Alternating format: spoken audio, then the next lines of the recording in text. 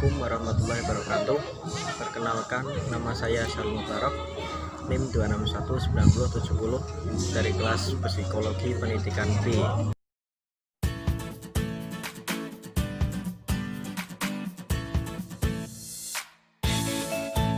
Bismillahirrahmanirrahim.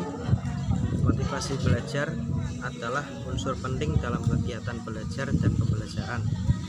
Tanpa adanya motivasi yang tinggi, siswa akan mengalami kesulitan belajar karena sikap masa bodohnya. Kita sebagai calon pendidik harus memberikan motivasi atau dorongan kepada siswa untuk belajar dengan baik dan efisien, menyajikan pelajaran dengan cara yang menyenangkan, serta merangsang motif belajar anak.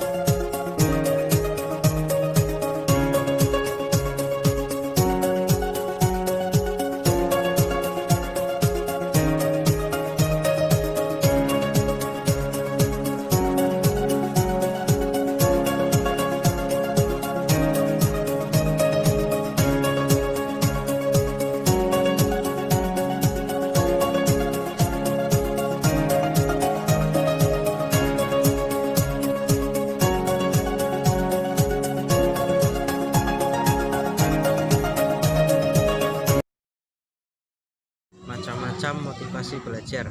Yang pertama, motivasi intrinsik. Motivasi ini timbul dari dalam diri individu sendiri tanpa ada paksaan dan dorongan orang lain.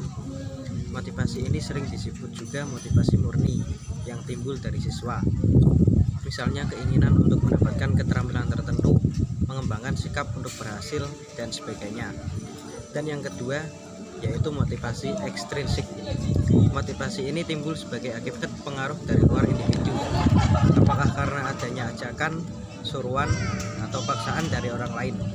Motivasi ini diperlukan di sekolah sebab pembelajaran di sekolah tidak semuanya menarik minat atau sesuai dengan kebutuhan siswa. Kalau seperti ini, siswa yang bersangkutan perlu dimotivasi agar belajar. Guru berusaha membangkitkan motivasi belajar siswa sesuai dengan keadaan siswa itu sendiri.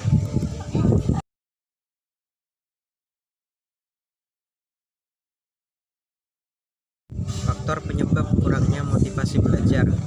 Yang pertama, faktor dari diri sendiri, meliputi tidak punya cita-cita yang jelas. Cita-cita adalah target yang harus dicapai dan arah yang harus dituju. Tanpa cita-cita, tak ada mimpi yang ingin diwujudkan. Selanjutnya, tidak percaya diri.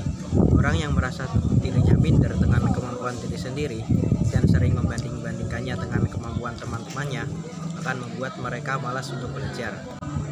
Dan faktor yang kedua, faktor lingkungan, meliputi pergaulan yang bebas. Dengan siapa kita bergaul akan menentukan menjadi apa diri kita nanti. Jika kita bergaul dengan orang yang lebih suka menghabiskan waktu main-main, maka kita akan terbawa, sehingga bisa menyebabkan malasnya untuk belajar.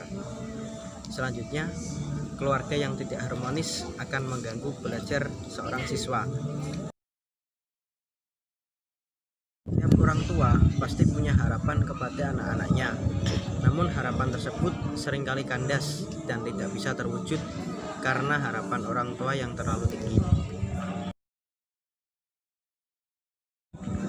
Adapun hal-hal yang harus diberikan agar anak memiliki motivasi belajar, di antaranya, yang pertama, pemberian informasi tentang arti belajar bagi anak dengan menjelaskan tentang manfaat ilmu pengetahuan. Yang kedua, menempatkan murid dalam kelompok belajar agar anak ikut aktif dan menyesuaikan diri dalam proses belajar sehingga ada peningkatan prestasi belajar. Yang ketiga, pemberian tugas dan tanggung jawab di kelas agar anak terdorong menyelesaikan tugasnya dengan baik dan tidak bermalas-malasan. Yang keempat, konseling dengan cara mengarahkan anak secara individual tentang cara-cara mengisi waktu luang seperti rekreasi, menyalurkan hobi, dan menanamkan kepercayaan diri sendiri. Hal ini diperlukan kerjasama dengan anak, orang tua, guru, dan guru pembimbing. Yang kelima, persaingan atau kompetisi. Guru berusaha mengadakan persaingan di antar siswanya untuk meningkatkan prestasi. Pujian. Sudah sepantasnya siswa yang berprestasi untuk diberikan penghargaan atau pujian. Tentunya pujian yang bersifat membangun. Video motivasi belajar untuk anak SD dari saya, kurang lebihnya saya mohon maaf. Assalamualaikum warahmatullahi wabarakatuh.